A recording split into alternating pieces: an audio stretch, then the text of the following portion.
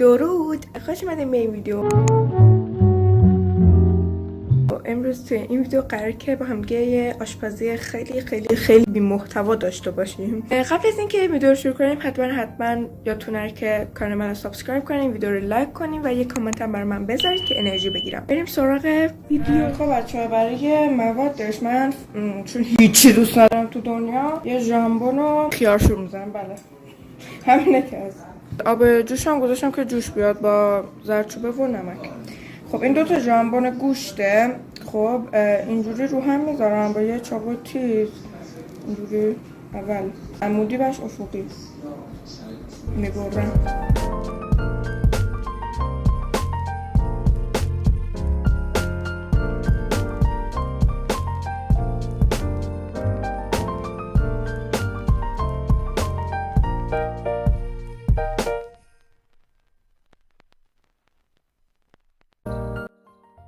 این از ژامبونمون خیارشور.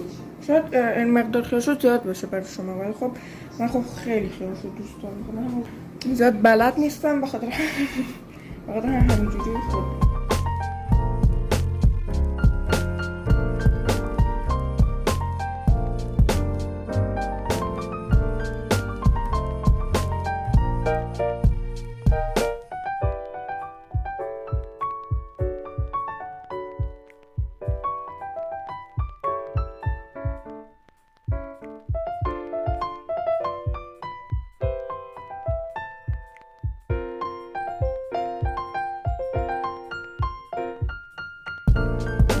اینم از خیارشورمون که من خیلی زیاد درست کردم خوب چون خوشمزه است.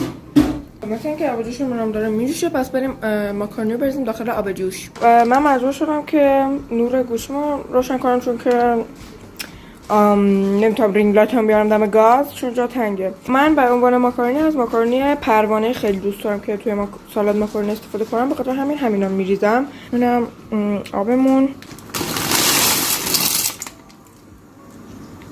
این باید یه 10 دقیقه 5 دقیقه اینو بپزه. تست میکنین اگه نرمی شکل اندازه ایناش به نظرتون اوکی بود و دوست داشتین، همین آبکش میکنین. 10 دقیقه اینا دیگه میام تست کنم ببینم چجوری. مامانم آبکش کرد، اون نرمی که میخواستم رسید. خب حالا میام مواد رو کم کم که دیگه میریزیم دیگه. این از خیارشور، اینم از ژامبون،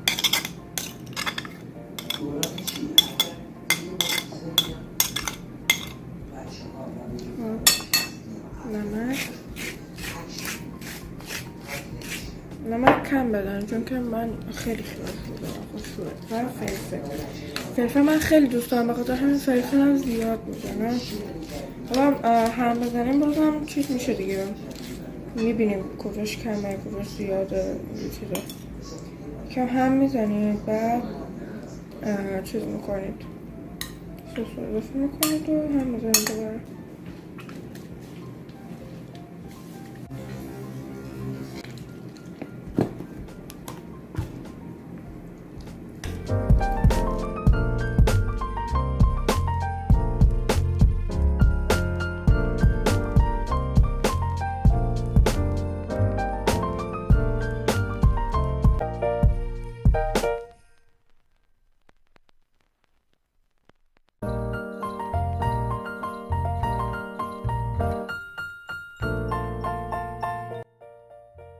اینم بود از این ویدیو. امیدوارم که از این ویدیو خوشتون اومده باشه و تا یه ویدیو دیگه فعلا بدرود.